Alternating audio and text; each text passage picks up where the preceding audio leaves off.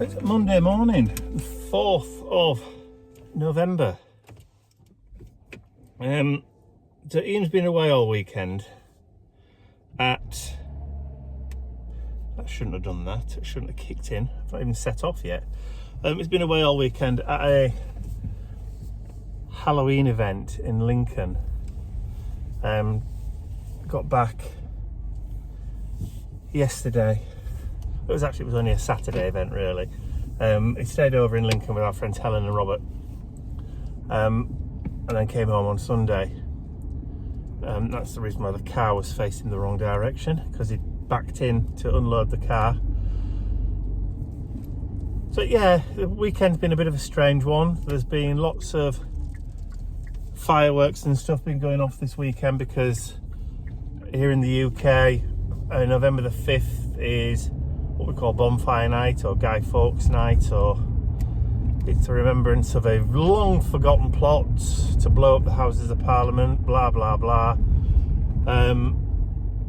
Long time ago, hundreds and hundreds of years ago, but people still use it as an excuse to set fireworks off and do bonfires.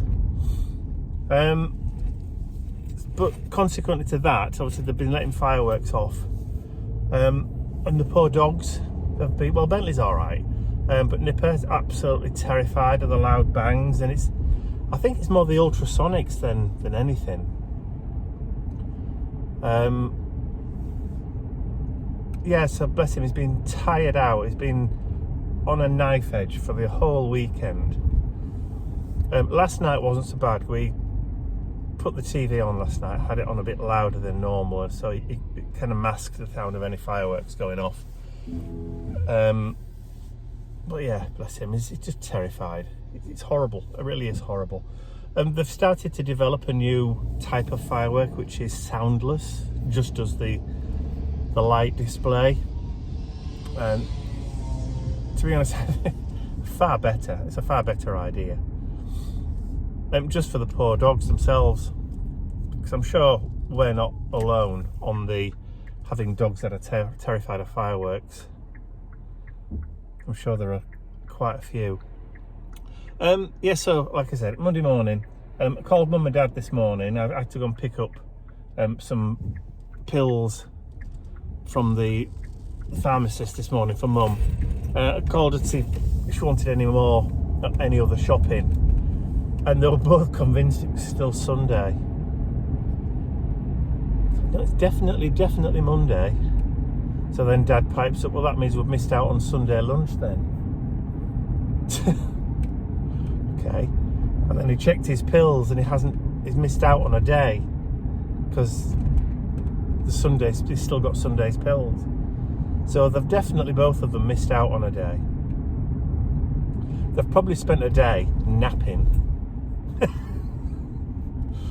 But yeah, but I'll double check Mum's pills as well to see whether or not she's missed a day. Because if they both have missed a day, then it's just, there's such a worry. This is the reason why they need somebody with them 24/7, I think. It just kind of reinforces and underlines what it is we're trying to achieve.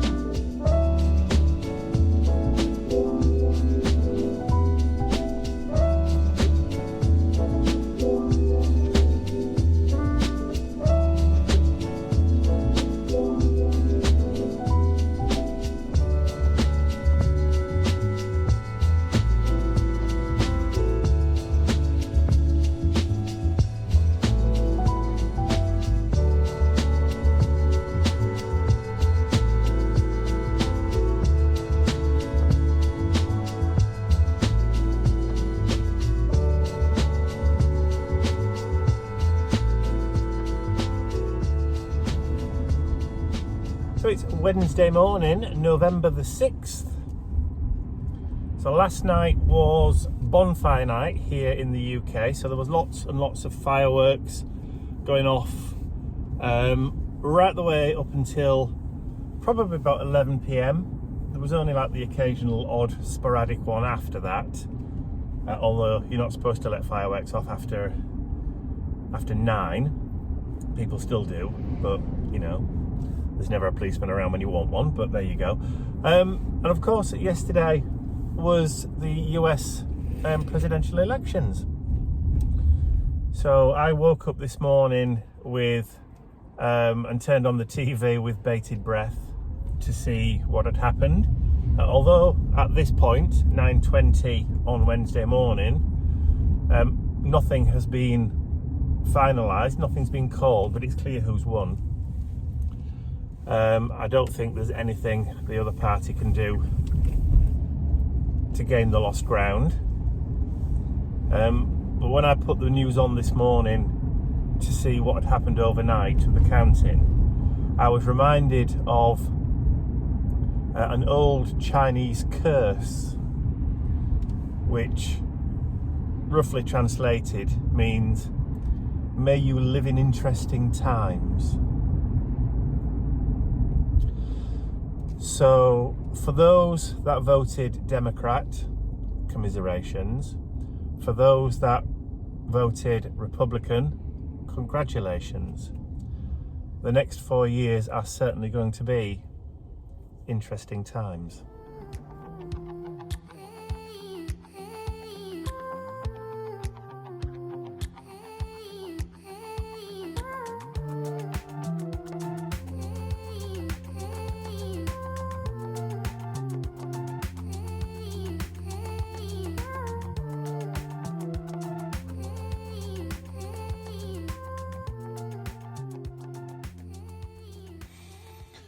So got back from mum and dad's about 5 or 10 minutes ago, so it's dark out now. I was actually coming home, had to turn the lights on in the car, which is the first time for quite a while. Haircut's all done. I now need to get this sorted out. I'll trim tomorrow, maybe, or the day after. Weekends are going to be quite busy. We've got house viewings coming up on future house viewings, not for our house, but for the houses that we might want to buy. Again, so we're out on Saturday, and then my brother is coming over on Sunday for a visit because he's in the area.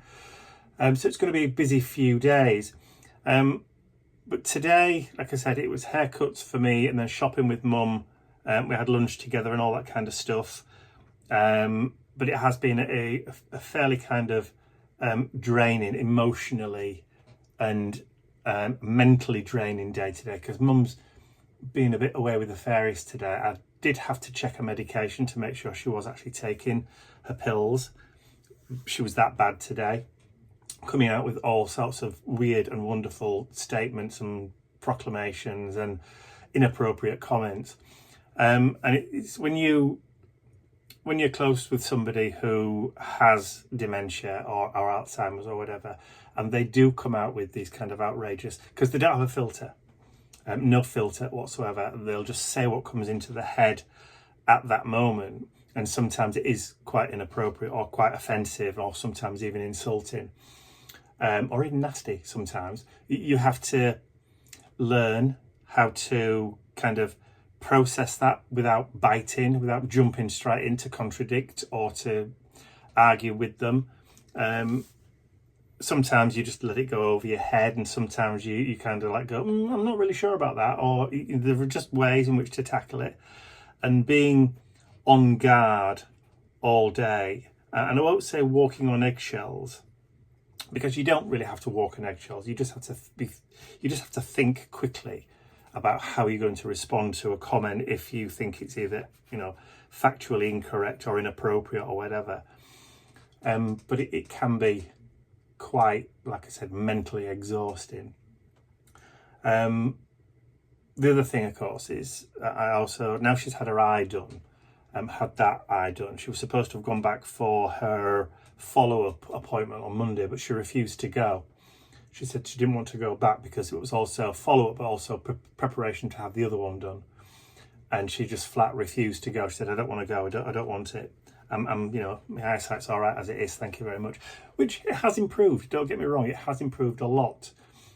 She is now watching TV and doing a knitting without her glasses, which she did need before. So obviously there has been some great improvement there. But now she's had that done, I just need to like focus her attention on other self-care items, such as she does need to go to the chiropodist. The last time she went to the chiropodist was a couple of years ago, and it was expensive. Well, she thought it was expensive, but I didn't think it was expensive. But I've lied to her and told her that now that she's turned 80, it's free because of her age on the NHS, which it isn't. But what I'll do is I'll make the appointment and I'll either prepay or I'll make an arrangement like while she's in there with the chiropodist, I'll pay the receptionist, and mum are none the wiser. But she definitely needs her feet sorting out. Toenails and that kind of stuff. When you get older, as you know, your toenails do tend to get thick and they do tend to get quite strong, and sometimes, you know, you do need industrial grinders and that kind of stuff to cut your nails and that kind of thing. And she definitely needs professional work on her feet. She won't let me touch them. She won't let Dad touch them either, which is why we need to get her to the chiropodist, because she won't accept help from other people. So that's one of the things I've got to battle with her today. The joys of getting older. So yes, so it's been one of those, like I said, it's been one of those kind of mentally exhausting and draining days today. And I'm looking forward to putting my feet up and having some food and just relaxing and having cuddles with the boys. We're playing a game of Hunt the Dog. So this looks like a lump, a doggy-sized lump. Have a look. Yeah, I thought so. Hello.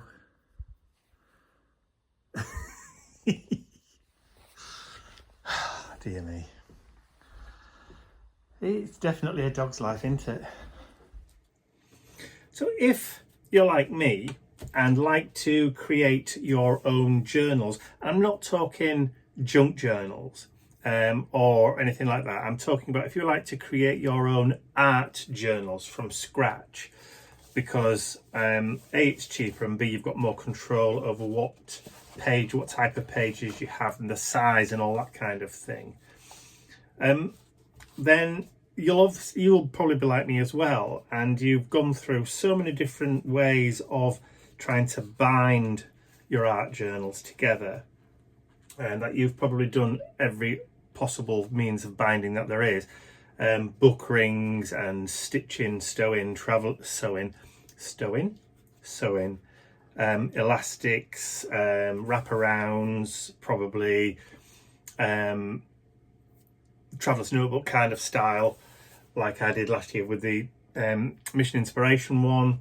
But this year, I was trying to come up with a way of, I don't like book rings, I never have liked book rings, but I like the loose leaf kind of style of journal. So the other night I sat down and I created or designed some toggles to create my own kind of treasury tags with. Now I did do a full video of this, which I released on Tuesday night, if you like. So if you want to have a look at that, I'll put one of those iCardy things up in the top right hand corner here that you can click on and jump to the video and have a look at what I did. I created this little journal using these little toggles. Those are the toggles there. I put the clear ones in at the moment. I have got these in black acrylic and orange acrylic at the moment. I've just been having a look to see whether or not there's any other colours I can get as well, but without having to overstock a lot of colours of acrylic. So there's the black and there's the orange. So they look like little clothes pegs. There's a hole in one side and a slot or a groove in the other for catching and holding your string, ribbon, twine, elastic, whatever, sari silk, whatever you want to use for your binding. I've just done black ribbon on this one. I forgot where I was going with this. Anyway, so the long, the tall and the short of it is I spent quite a bit of time this week trying to work out, doing prototypes, do different sizes, different shapes, different thicknesses of material and that kind of stuff, and finally came to one that I was happy with, which I released on Tuesday. So I've actually had my head down most of this week, trying to work on stuff. Plus I've been quite busy with day job stuff, not only day job stuff but also with mum and dad kind of stuff and house selling kind of stuff where you don't even think about putting the camera on. But yeah, day job has been a bit of a nightmare this week. Although I do work from home and I do work for myself, I do have other clients apart from the craft companies where we design brochures and books and products and that kind of stuff for other people. Excuse me, just dropped something on the floor. And this week it just seems to have been full of expired deadlines and rush jobs and people wanting things in a hurry. I had one conversation with a client the other day who called me up and said, I've got a special project and I need you to do X, Y and Z, but I need it right away. I said, well, what do you mean by right away? What, tomorrow? So I said, no, but he says I need it today. And I went, no. I just said no. And it's, well, why not? I said, because I'm busy. I've got other jobs on. You can't just expect me to drop everything. I didn't actually say it in that way. I said, you can't expect me to rearrange my day that I've already got booked in for other clients and other people, just because you've got an emergency or you've got something you've forgotten about. It's not the way it works. So anyway, we had a bit of a heated discussion, and I don't think he'll be coming back again. But it's been 2 or 3 different clients this week that have had urgent jobs that they've forgotten about, or they've put on the back burner because they've been busy, and just never got around to giving me the details or sending me bits and pieces or whatever they need. I don't believe, or I've never felt, that it's up to me, it's not my job to chase people for work. I don't do that. I don't ring people up and say, what have you got for me, this kind of stuff, because I've always got enough work to do to keep me busy, if you like. But the other night somebody called me and said, we need you to do this, and we need you to do this, and we need you to create that for us. And they gave me a list of 4 different items that they wanted me to create for them, or do for them, or design for them. And again, it was, but we should have had these last week. Oh dear, what a shame. Well, you should have given me the stuff last week then. And this was like 3 o'clock in the afternoon, and they expected me to clear my diary and work until I'd done it for that day, which is a bit unfair, really, because again, I already had other stuff planned to do for that day, for that afternoon. So again, I had to put everything on hold and switch around what I was doing. I mean, obviously, you have to prioritize some stuff, but there comes a point where other people's problems aren't necessarily yours. It might be urgent to them, but it ain't to you. And it's kind of being polite enough to say, I'm sorry, or polite enough to say no. It's one of those things that I learned quite a few years ago, how to say no.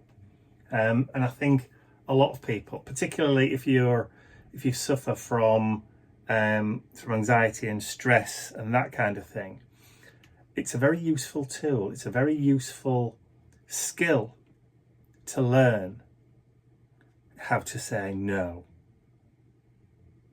And I think more people ought to learn it. for sure.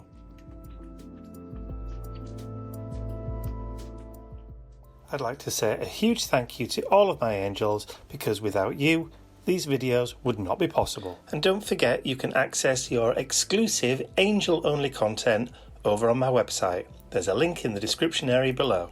Thank you.